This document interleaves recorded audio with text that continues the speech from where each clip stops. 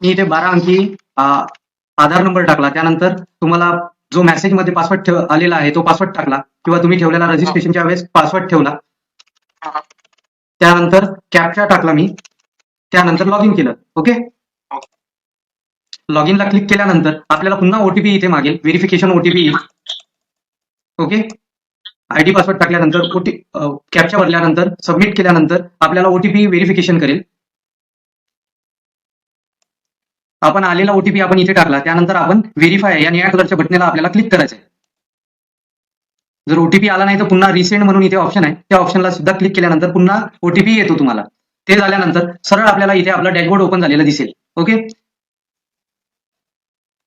इकडे 4 ऑप्शन 5 ते 6 ऑप्शन आपल्याला डावी साईडला दिसतं. त्यानंतर इथे प्रोफाईल म्हणून लिहून दिसतं. त्या प्रोफाईलला क्लिक केल्यावर तुमचं नाव वगैरे तुम्हाला दिसेल. त्यानंतर आपल्याला डॅशबोर्डमध्ये इथे काहीही करायचं नाहीये. ते तुम्ही लागल्यानंतर तुमच्या डिटेल्स वगैरे ते सगळे चेक करण्यासाठी तुम्ही चेक करू शकता या डॅशबोर्डला. पण सध्या तर काही करायचं नाहीये. नवीन प्रशिक्षणार्थींनी काही करायचं नाही. त्यानंतर इथे एक नेव्हिगेशन दिलेलं आहे डाव्या साईडला. CMY KPY लिहून आहे. मोबाईल युजरवाल्यांनी इथे जर क्लिक केलं तर हे असं ओपन होतं. हे ऑप्शन इकडचे डावीकडचे ऑप्शन ओपन होतात आणि इथे नेव्हिगेशनला क्लिक केल्यानंतर असे ऑप्शन बंद होतात. या साईडला पहा, माझ्या मी जिथे माऊस करतोय इथे कर्सर दिसतंय, माऊसचा कर्सर, तर त्या साईडला नेव्हिगेशन आहे. त्याला क्लिक केलं की ऑप्शन येतात, चालू होतात आणि बंद होतात.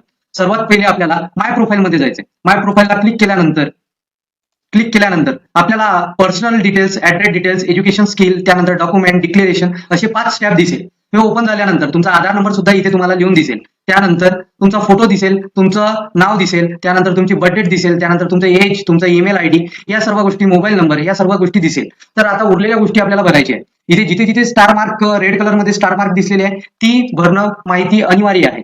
बाकीची आपण माहिती ही पहिल्या पेजची जी पर्सनल डिटेल्सची माहिती हे रजिस्ट्रेशन प्रोसेसमध्ये आपण टाकली होती, त्यामुळे आपल्याला ही माहिती जशीच्या तशी इथे आलेली आहे आणि आधार व्हेरिफिकेशनमुळे हा पूर्ण डेटा तुमचा फेच झालेला आहे. ओके. तर आपल्याला पुढे आता पर्सनल डिटेल्स मध्ये पुढील माहिती भरण्यासाठी आपल्याला इथे खाली 2 बटन दिसतात. एक एडिट म्हणून आहे, एक नेक्स्ट म्हणून आहे. जर एडिटला आपल्याला सर्वात पहिले आपल्याला एडिटला क्लिक करायचं आहे. एडिट म्हणजे संपादित किंवा मराठीत संपादित सुद्धा लिहून येऊ शकते, इंग्लिशमध्ये एडिट लिहून येते. तर उरलेली माहिती भरण्यासाठी आपल्याला प्रत्येक वेळेस काही चेंजेस करायचे असेल किंवा माहिती भरायची असेल तर आपल्याला एडिटला क्लिक करावं लागेल. ओके. असा एडिटला क्लिक केल्यानंतर ऑरेंज कलरच्या बटनला क्लिक केल्यानंतर आपल्याला असं पुन्हा लिहून येते, are you sure if update. जर तुम्ही अपडेट केल्यानंतर जर पुन्हा तुम्हाला जर अप्रुव्हल मिळाल्यानंतर तुम्ही जर पुन्हा एडिटमध्ये जर जाल तर तुम्हाला पुन्हा अप्रुव्हल घ्यावं लागेल असं त्यांनी नोटिफिकेशन मध्ये सांगितलेलं आहे. Are you sure. तर इथे यस एडिट करायचं. यस एडिट केल्यानंतर तुमच्यासाठी इथे पुन्हा उरलेल्या जागी, रिकाम्या जागी तुम्हाला भरण्यासाठी इथे चान्स देतं एडिट केल्यानंतर. ओके. ही उरलेली माहिती आपल्याला इथे भरायची आहे.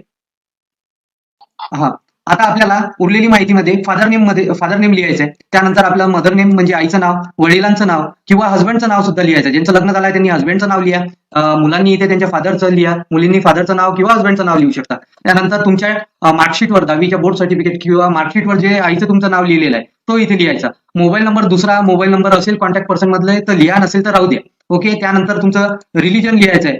तुम्ही बुद्धिस्ट आहात, ख्रिश्चन आहात, हिंदू आहात, मुस्लिम आहात, जैन आहात, शीख आहात, पारसी आहात. तर आपले हे 5-6 जे रिलिजन्स आहे भारतातले ते रिलिजन्स पैकी तुमचं जे रिलिजन्स आहे ते तुम्ही सिलेक्ट करायचं. त्यानंतर तुमचं जी कास्ट आहे, ओपन आहे, एसबीसी आहे, ओबीसी, एनटी, बीसी, विजे येतं, ते 2 पैकी कोणतं तुमचं कास्ट आहे ते तुम्ही सिलेक्ट करायचं. त्यानंतर तुमची ओबीसी अंतर्गत दुसरी कोणती जात आहे, तर आता ओबीसी अंतर्गत एखाद्याची कुणबी जात असेल तर त्यांनी कुणबी इथे सिलेक्ट करायचं. ओबीसी सिलेक्ट केल्यानंतर तुम्हाला इथे सिलेक्ट करण्याचं ऑप्शन देतं. त्यानंतर मॅरिटल स्टेटस लिहायचं. मुलींचं जर मॅरिड झाले असेल तर मुलींनी मॅरिड करायचं, मुलांनी मॅरिड करायचं, किंवा ज्यांचं लग्न व्हायचं आहे त्यांनी इथे अनमॅरिड वगैरे असं लिहायचं.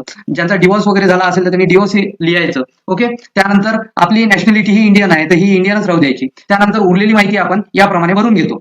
चला तर ही माहिती भरल्यानंतर आपल्याला अपडेट या हिरव्या कलरच्या, आता मग 2 ऑप्शन होते, आता आपण एडिट केलेली माहितीला अपडेट करण्यासाठी तर इथे ही माहिती भरल्यानंतर न चुकता इथे एडिट अपडेट बटनला क्लिक करायचं. हिरव्या कलरचं जे बटन आहे याला क्लिक करायचं. ओके. याला क्लिक केल्यावर ही माहिती पूर्ण संपादित होते, म्हणजे ही माहिती जी तुम्ही भरलेली आहे ही अपडेट होऊन जाते. ओके. तर आता ही माहिती अपडेट केल्यानंतर आपण सरळ पुढच्या स्टेपला येऊ, ऍड्रेस अँड कॉन्टॅक्ट्स मध्ये. ओके. हा. आता आपण अपडेट केल्यानंतर आपण नेक्स्ट मध्ये सरळ आपण ऍड्रेस अँड कॉन्टॅक्ट डिटेल्सच्या या कम्युनिकेशन ऍड्रेस किंवा ऍड्रेस डिटेल्स मधल्या टॅब मध्ये आपण सरळ येतो. इथे सुद्धा आपल्याला एडिट या बटनाला क्लिक करायचं आहे. उरलेली माहिती भरायची आहे. जिथे जिथे रेड कलरचा मार्क आहे, जिथे जिथे रेड कलरचं स्टार देऊन आहे ती माहिती भरणं आवश्यक आहे. ओके, तर तुमचा कम्युनिकेशन ऍड्रेस पहिले भरायचा आहे, नंतर परमनंट ऍड्रेस भरायचा आहे. आणि कम्युनिकेशन ऍड्रेस आणि परमनंट ऍड्रेस हा तुमचा सेम असेल तर same as a communication address असं याच्यात क्लिक करायचं. असं क्लिक केल्यानंतर वरचा जो कम्युनिकेशनचा जो ऍड्रेस आहे तो इथे same as a communication address म्हटलं तर इथे परमनंट ऍड्रेस मध्ये सुद्धा तोच ऍड्रेस येतो. कोणी खेड्यावरचा ऍड्रेस त्यांचा हा परमनंट ऍड्रेस असतो आणि कम्युनिकेशनचा ऍड्रेस हा वेगळा असतो. कोणी भाड्याने राहतात, रेंटनी राहतात किंवा स्वतःचं घर राहिलं तर दोन्ही ऍड्रेस हे सारखेच असतात. किंवा तुमचा जर तुम्ही बाहेरगावी राहायला आले असाल तर तुमचा कम्युनिकेशन ऍड्रेस हा दुसरा असतो आणि परमनंट ऍड्रेस हा दुसरा असू शकतो. त्यामुळे या दोन गोष्टी बरोबर भरायच्या. हा, हाऊस नंबर मध्ये या मुलांनी इथे P12 मध्ये टाकलं, त्यांनी त्याचा हाऊस नंबर टाकला, त्यानंतर त्यांनी पूर्ण इथे त्याचा ऍड्रेस टाकला. त्यानंतर इथे डिव्हिजन सिलेक्ट करायचं आहे. आपण महाराष्ट्रात 5 डिव्हिजन आहे, 5 पैकी आपण अमरावती डिव्हिजन, यवतमाळ डिस्ट्रिक्ट वाल्यांनी अमरावती डिव्हिजन सिलेक्ट करायचं. त्यानंतर तुमचं डिस्ट्रिक्ट सिलेक्ट करायचं, यवतमाळ मध्ये तुमचा कोणता तालुका आहे तो सिलेक्ट करायचा. तो सिलेक्ट केल्यानंतर इथे पिनकोड सुद्धा टाकायचा.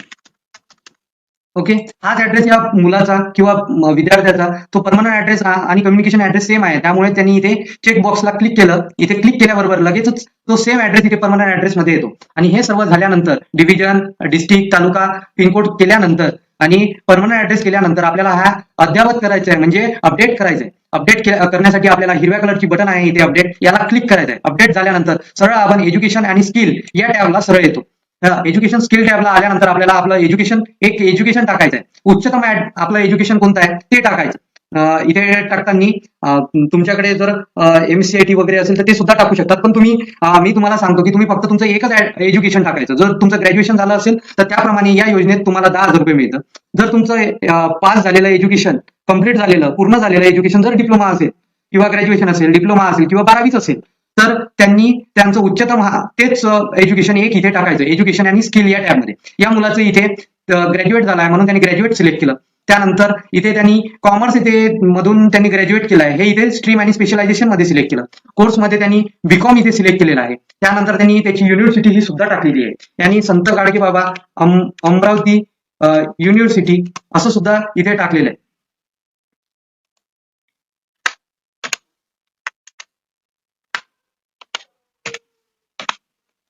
असं टाकलं. त्यानंतर त्यांनी नेम ऑफ इन्स्टिट्यूट टाकलं.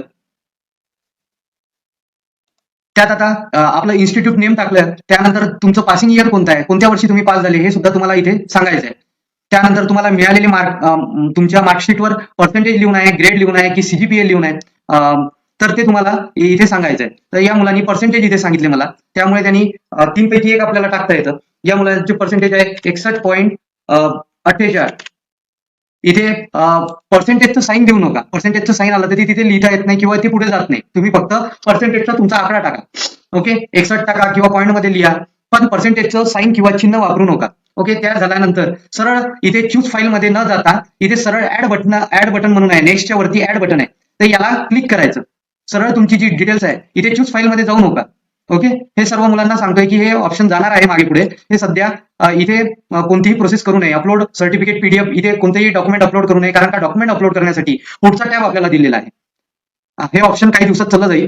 तर तुम्ही ऍड हा बटन इथे खाली दिसतो, हे माऊसकडे पहा, कर्सरकडे पहा, इथे ऍड बटनला क्लिक केल्यावर ही सुद्धा माहिती इथे भरता येते. आपण माहिती क्वालिफिकेशन 1 आपलं इथे टाकलेलं आहे. तुम्हाला जर अजून तुमचं कोणतं पोस्ट ग्रॅज्युएशन सुद्धा टाकायचं असेल तर टाकू शकता, डिप्लोमा टाकायचं असेल तर टाकू शकता, HSC टाकू शकता. पण तुम्हाला मी एक सजेशन देईल किंवा एक गोष्ट सांगेल की तुम्ही फक्त तुमचं जे हायेस्ट क्वालिफिकेशन जे आहे तेच इथे टाकायचं आहे. ओके, त्यानंतर हे एक क्वालिफिकेशन टाकल्यानंतर आपल्याला पुन्हा ही माहिती अद्ययावत करायची आहे, म्हणजे अपडेट करायची आहे. इथे हिरव्या कलरच्या टॅबला आपल्याला सुद्धा पुन्हा क्लिक करून ही माहिती आपल्याला अद्ययावत करायची आहे. अपडेट याला क्लिक केल्यानंतर सरळ आपण डॉक्युमेंट या टॅबला इथे येतो. इथे टॅबवर आल्यानंतर आपल्याला पुढील माहिती भरायची आहे. ओके, आता आपल्याला इथे 4 डॉक्युमेंट मॅन्डेटरी म्हणून जे लिहिलेले आहे, 4च डॉक्युमेंट इथे मॅन्डेटरी मध्ये टाकायचे आहे. त्यानंतर लिव्हिंग सर्टिफिकेट ऑप्शनल लिहून आहे, हे टाकायचं नाही. बर्थ सर्टिफिकेट आहे, हे ऑप्शनल लिहून आहे.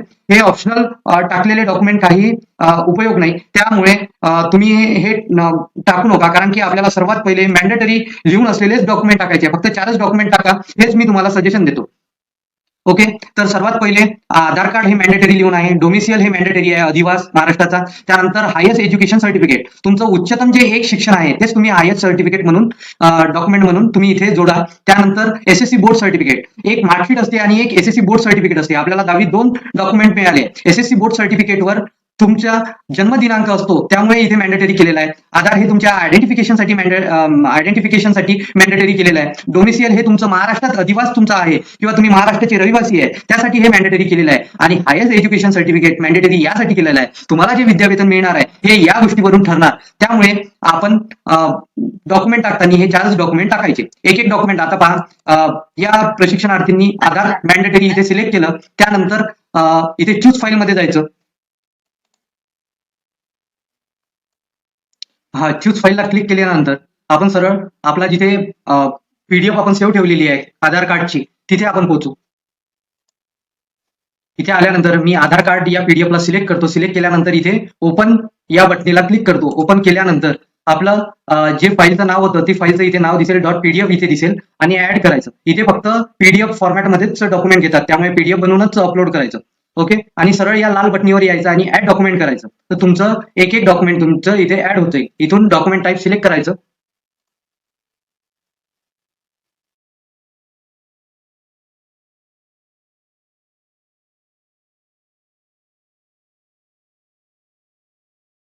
असे दिसेल, एक नंबर दिसेल. आपण आधार कार्ड डॉक्युमेंट ऍड केलं, त्यानंतर व्ह्यू करायचं. आपण डॉक्युमेंट जे अपलोड केलं आहे तेच डॉक्युमेंट आपलं अपलोड झालं की नाही ते चेक करता येतं.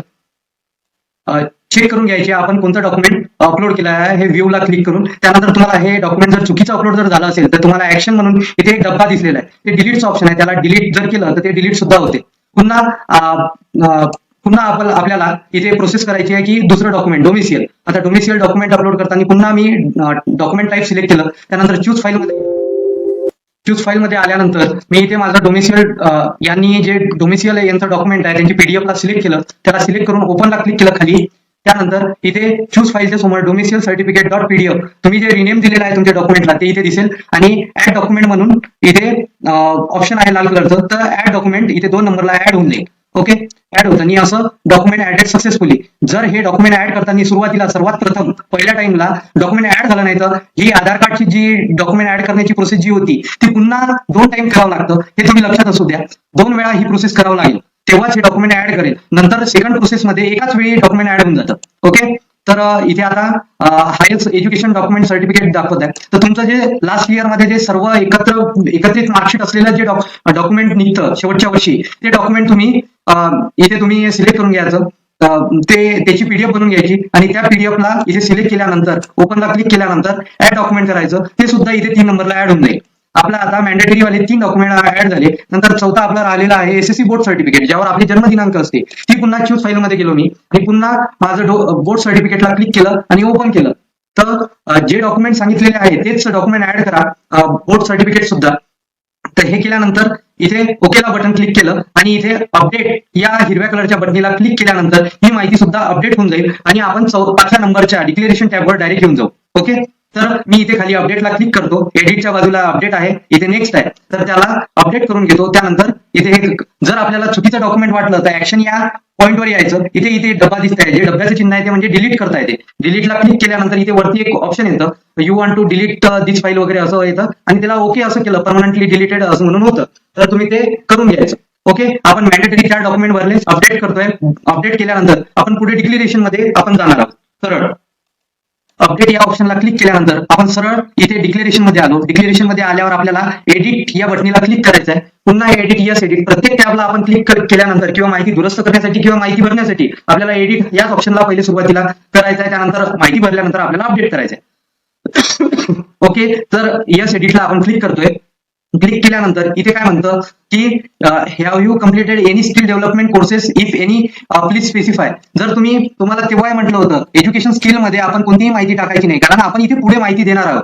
या प्रशिक्षणार्थींनी किंवा या विद्यार्थ्यांनी MSCIT केलेला आहे, त्यानंतर कॉमा दिला, MSCIT लिहिलं, कॉमा लिहिला, त्यानंतर त्यांचं बीकॉम झालं होतं म्हणून त्यांनी टॅली सुद्धा केलेला आहे, तर टॅली लिहिलं, त्यानंतर त्यांनी कॉमा द्यायचा, त्यानंतर त्यांनी टायपिंग हे लिहिलेलं आहे, टायपिंग केलेलं आहे, तर टायपिंग सुद्धा त्यांनी इथे लिहायचं. आणि ते कोणतं 30-40 केलेलं आहे, 30 मराठी, MHR मराठी, त्यानंतर टायपिंग इंग्लिश, EING इंग्लिश, आणि त्याची स्पीड कोणती होती 30 आणि 40, असं त्यांनी ही सर्व माहिती त्यांनी केलेली.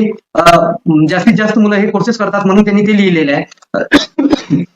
जर एखादं दुसरं तुमच्याकडे कोणतं तुम्ही स्पेसिफिक स्किल डेव्हलपमेंट काही केलं असेल कोर्स, तर तो सुद्धा इथे लिहायचा आहे. ते केल्यानंतर तुमचं इथे विचारताय दुसऱ्या कॉलम मध्ये आपल्याला सांगायचं आहे period of residential in Maharashtra. तुम्ही जन्माचाच मुळापासून तुम्हाला किती वर्ष झाले, या मुलाला 20-21 वर्ष झाले होते म्हणून 21 वर्षाचा होता, त्यामुळे हा जन्मता महाराष्ट्रात होता म्हणून इथे महाराष्ट्रात किती वर्षापासून त्याचा राहणं आहे, period of residence in Maharashtra असं इथे म्हटलेलं आहे. म्हणून त्यांनी इथे 21 वर्षाचा अहोबा, त्यामुळे त्यांनी ते सांगितलं. त्यानंतर तुम्ही नॅप्स मॅप स्कीमचा फायदा घेतला आहे का हे तुम्हाला इथे विचारते. Do you available in benefit of NAPS maps. NAPS maps म्हणजे ITI ज्यांनी केलं असेल, इंजिनिअरिंग ज्यांनी केलं असेल, ज्यांनी कोणता जॉब मध्ये नॅप्स मॅप्स मध्ये महाराष्ट्र अप्रेंटिसशिप या स्कीम किंवा योजनेचा लाभ घेतला असेल, त्यांनी जर इथे यस केलं किंवा तुम्ही केलं असेल तर तुम्ही खरं सांगा की तुम्ही केलं आहे म्हणून. जर नसेल केलं तर नो करा. जर तुम्ही यस जर केलं तर तुम्ही या योजनेत बसत नाही.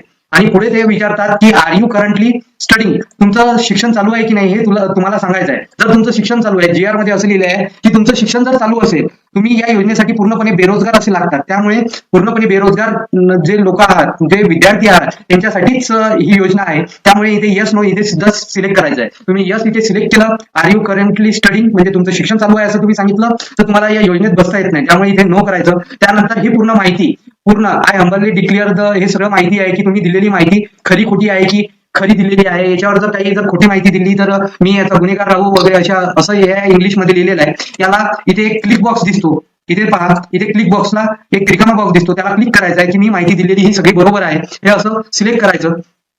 त्यानंतर इथे याला क्लिक केल्यानंतर या क्लिक बॉक्सला क्लिक केल्यानंतर तुम्ही डिक्लेरेशन भरल्यानंतर त्याला सबमिट असं करायचं. सबमिट केल्यानंतर ही सर्व माहिती भरल्यानंतर सबमिट या बटनला क्लिक करायचं आहे. सबमिट बटनला क्लिक केल्यानंतर अप्लिकेशन अपडेट सक्सेसफुली ओके असा मेसेज येतो आणि याला ओके असं क्लिक करायचं. आणि तुमचं हे पूर्ण 5ही टॅबमध्ये personal details, address details, education details, document, declaration हे सर्व माहिती भरलेलं एक पेज म्हणजे एकत्रित पेज किंवा एकत्रित माहिती असलेलं पेज ओपन तुम्हाला होते. इथे डाउनलोड अप्लिकेशन म्हणून इथे आहे, तर याला क्लिक केलं तर हे इथे ओपन होते, ही माहिती असं ओपन होते. तर ही डाउनलोड करायची आणि इथे प्रिंट म्हणून ऑप्शन आहे तर प्रिंट देता येते आणि डाउनलोड PDF म्हणून इथे ऑप्शन आहे उजव्या साईडला, याला क्लिक केलं की ही PDF डाउनलोड सुद्धा होते. तुम्ही 5ही टॅबमध्ये जी माहिती भरलेली आहे ती तुमची इथे दिसून पडते आणि याची प्रिंट काढायची आणि ही प्रिंट काढून तुम्ही जिथे इंटरव्ह्यूला जाल, तुम्हाला इंटरव्ह्यूसाठी कॉल येईल किंवा पुढे 3ऱ्या नंबरचा व्हिडिओ आणि 4थ्या नंबरचा व्हिडिओ पाहून तुम्हाला इंटरव्ह्यूची प्रोसेस आणि इंटरव्ह्यू मध्ये तुम्हाला सिलेक्ट केल्यानंतरची प्रोसेसमध्ये 4थ्या नंबरचा व्हिडिओ आहे, इंटरव्ह्यूसाठी 3ऱ्या नंबरचा व्हिडिओ आहे, ती तुम्ही पहा. आणि तुम्ही ही PDF डाउनलोड केल्यानंतर याची प्रिंटआउट काढून ठेवा आणि तिथे जेव्हा डाउनलोड इंटरव्ह्यूला जाल तेव्हा ही डॉक्युमेंट सोबत रिझ्यूम आणि त्यानंतर ही एक PDF ची प्रिंट आणि डॉक्युमेंट सोबत घेऊन जा, ओरिजिनल आणि त्याची अटेस्टेड असलेले डॉक्युमेंट घेऊन जा आणि 3 नंबर आणि 4 नंबरचा व्हिडिओ जरूर पुढचा पहा. त्यानुसारच तुम्हाला हे वापरता यायला पाहिजे हे वेबसाईट. त्यामुळे तुमच्यासाठी हे व्हिडिओ बनवले आहे, कारण की नाही वापरता आले तर तुम्हाला वेळोवेळी तुमच्या सायबर कॅफेमध्ये जावं लागेल, नाही तर कोणाची तुम्हाला मदत घ्यावं लागेल, नाही तर जिल्हा कौशल्य विकास ऑफिसला जाऊन तुम्हाला अप्लाय करावं लागेल.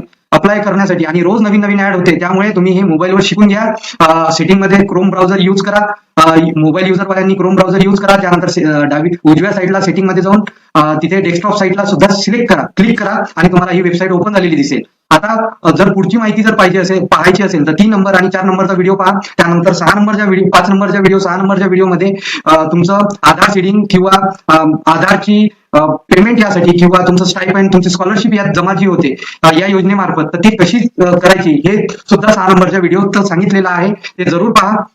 चालेल, तर मग भेटूया पुढच्या व्हिडिओ.